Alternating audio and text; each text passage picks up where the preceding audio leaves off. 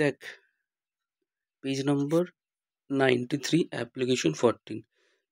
এখানে দেখ বইতে এই একটা এরকম প্যারালোগ্রাম দিয়েছে, ঠিক আছে। এখানে দেখ এই এপি আর কিউসি এটা একটু অনেক গায়ে গায়ে হয়ে গেছে, তাই এইটা না এঁকে আমি যদি এরকম আঁকি তাহলে এটা একটু বুঝতে সুবিধা হয়। এটা কিচ্ছু আলাদা না, একই আছে, শুধু এটা একটু প্যারালোগ্রামটা লম্বা আছে, ঠিক আছে। তাহলে এই প্যারালোগ্রামটা ইউজ কর।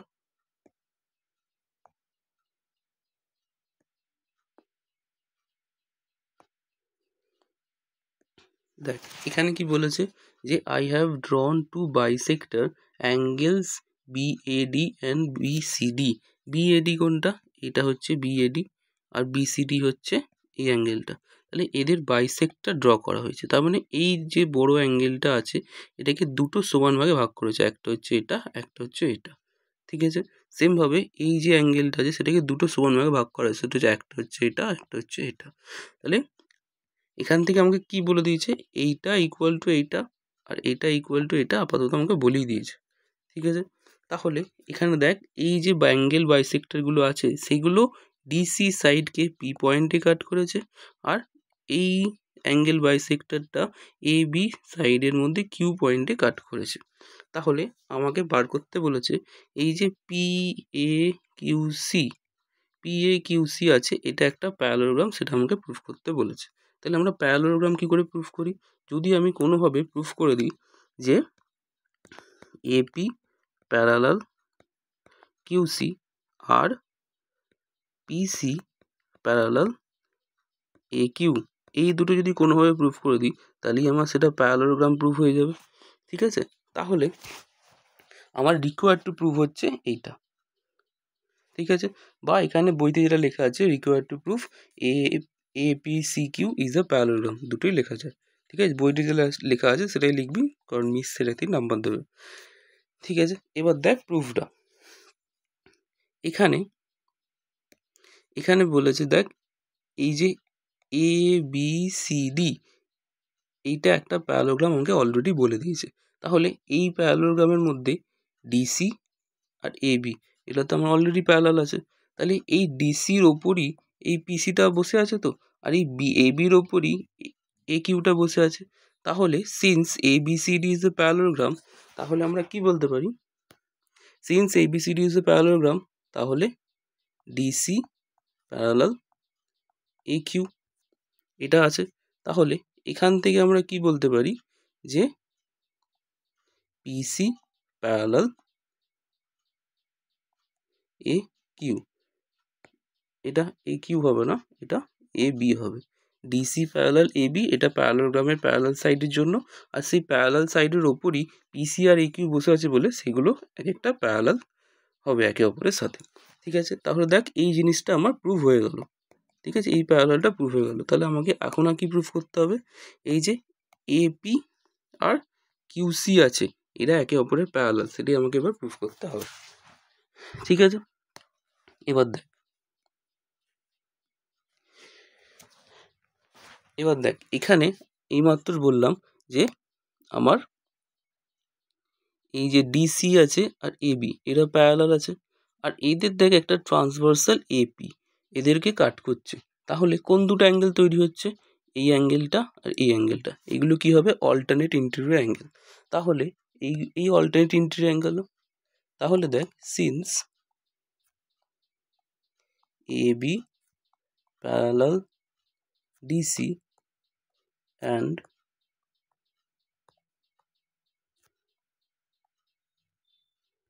ট্রান্সভার্সাল এপি, তাহলে কি হচ্ছে অ্যাঙ্গেল ডিপিএ সেটা ইকুয়াল টু কি হবে অ্যাঙ্গেল পি এ কিউ, কারণ কি অল্টারনেট ইন্টেরিয়র অ্যাঙ্গেল, ঠিক আছে। এবার দেখ এখানে কি বলেছে পি এ কিউ, তার মানে এই অ্যাঙ্গেলটা, দেখ এইমাত্র বললাম এই যে অ্যাঙ্গেল বিএডি আছে সেটাকে এটাকে বাইসেক্ট করেছে, তাহলে এই অ্যাঙ্গেলটার সাথে এই পুরো অ্যাঙ্গেলটার হাফ সেট হবে, মানে অ্যাঙ্গেল পি এ কিউ সেটা হবে অ্যাঙ্গেল যে পি এ কিউ সেটা হবে হাফ অফ অ্যাঙ্গেল BAD। তার মানে এখানে বলতে চাইছি এই যে অ্যাঙ্গেল PAQ আছে সেটা পুরো এই যে BAD আছে তার হাফ হবে, শুধু এইটুকুনি বলেছি। এবার দেখ আমাকে বলে দিয়েছিল যে ABCD এটা একটা প্যারালোগ্রাম, তাহলে এখানে এই অ্যাঙ্গেলটার সাথে এই অ্যাঙ্গেলটা ইকুয়াল হবে, অপোজিট অ্যাঙ্গেলস অফ প্যারালোগ্রাম। তাহলে এই যে এখানে আমি লিখলাম হাফ অফ BAD, তার জায়গায় আমি লিখছি শুধু সেটা চেঞ্জ করছি, BADটা চেঞ্জ করে আমরা লিখছি অ্যাঙ্গেল BCD। কারণটা কি, অপোজিট সাইড অফ প্যারালোগ্রাম সমান হয়। ঠিক আছে, এবার দেখ হাফ অফ BCD, তার মানে এই অ্যাঙ্গেলের হাফ, সেটা কি বলা যায়, সেইটা বলা যায় তো এইটুকুনি। তাহলে এইটুকুনি এই পুরো অ্যাঙ্গেলটার হাফ বলা যায়, কারণ আমরা বলেই দিয়েছে অ্যাঙ্গেল বাইসেক্টর ড্র করা হয়েছে। তাহলে হাফ অফ BCD সেটা ইকুয়াল টু আমরা লিখছি অ্যাঙ্গেল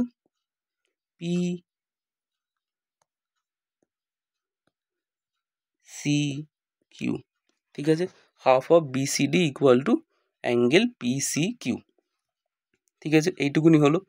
এবার দেখ তাহলে আমাদের কি এলো এতক্ষণ ধরে, অ্যাঙ্গেল DPA, তার মানে হচ্ছে DPA মানে এই অ্যাঙ্গেলটা, আর PCQ মানে হচ্ছে এই অ্যাঙ্গেলটা। তাহলে এই দুটো অ্যাঙ্গেল তো সমান হচ্ছে। দেখ এই যদি এই AP আর QC এটা যদি কোনো স্ট্রেট লাইন হয় আর ট্রান্সভার্সাল যদি DC হয়, তাহলে এই দুটো অ্যাঙ্গেল কীরকম অ্যাঙ্গেল, এই দুটো অ্যাঙ্গেল তো করসপন্ডিং অ্যাঙ্গেলস। তাহলে এই দুটো অ্যাঙ্গেল করসপন্ডিং অ্যাঙ্গেলস আর এই দুটো অ্যাঙ্গেল যদি সমান হয়, তাহলে আমরা সেখান থেকে কি বলতে পারি যে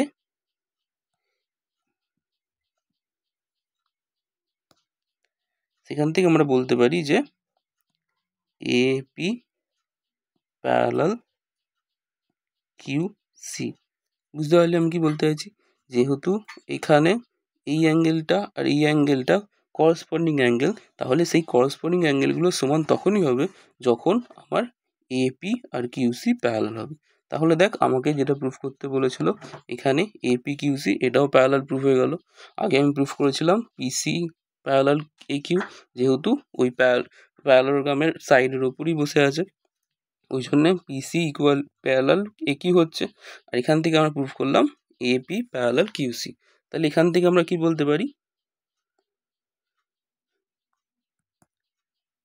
since AP parallel QC and PC parallel AQ, therefore PAQC is a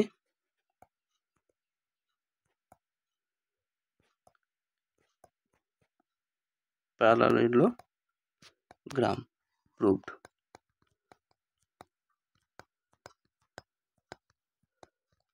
ঠিক আছে, এবার দেখ এখানে শুধু এরকমভাবে আমি এখানে শুধু যেগুলো মেন ইম্পর্টেন্ট বোঝানোর জন্য সেইটুকুনি বলেছি।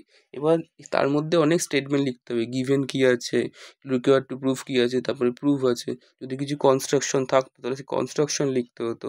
তাহলে এইগুলো সব দেখ একবার বইতে পড়ে নিবি, পেজ নাম্বার 93 পেজে আছে, একবার বইতে পড়ে নিবি, তারপর যেমন বলেছে তেমনই লিখবি, নাহলে কিন্তু পুরো নাম্বার পাবি না। আমি যেটা বললাম সেটা শুধু বোঝানোর জন্য, এবার তোরা ওটাকে ভালো করে পড়ে যেমনভাবে স্টেটমেন্ট লেখা আছে সেরকমভাবে স্টেটমেন্ট লিখে করতে হবে। আমি অর্ধেক জিনিস মুখে বলেছি, অর্ধেক জিনিস লিখেছি, তোরা কিন্তু পুরোটাই লিখতে হবে খাতায়, তবে নাম্বার পুরোপুরি পাবি।